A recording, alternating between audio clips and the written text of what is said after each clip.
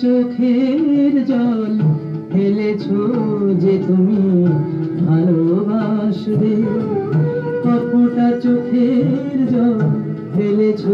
সুর ও গান শাশ্বত, চিরকালীন। মানুষের সুখ দুঃখ, আনন্দ বেদনা, হাসি ঠাট্টা অর্থাৎ জীবনের প্রায় পুরোটা জুড়েই রয়েছে গানের বিস্তার। তবে গানের কোনো তাত্ত্বিক বিশ্লেষণ নয়, আজ না হয় কিছুটা করা যাক স্মৃতির রোমন্থন, সেই স্মৃতি যা পুরাতনকে এখনও আঁকড়ে ধরে রেখেছে। ভালোবাসবে পথের কাঁটায় পায়ে প্রার্থনা ঝরালে কি করে এখানে তুমি আসবে।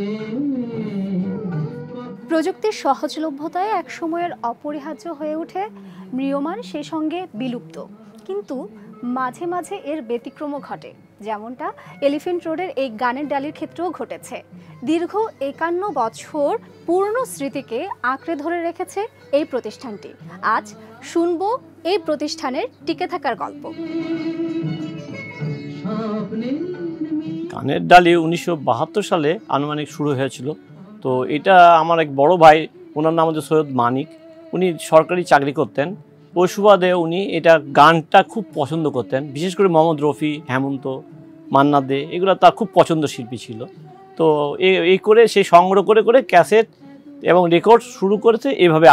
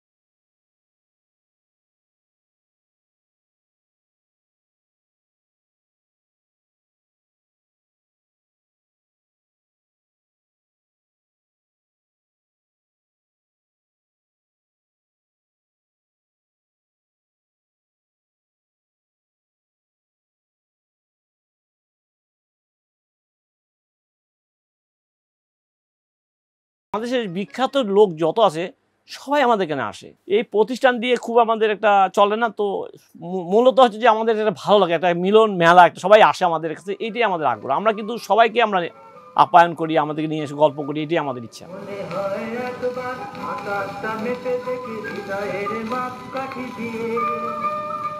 নিজের প্রয়োজনেই মানুষকে সামনে এগিয়ে যেতে হয়, তাল মেলাতে হয় প্রযুক্তির সঙ্গে, কিন্তু অতীত ভুলে গেলে চলে না।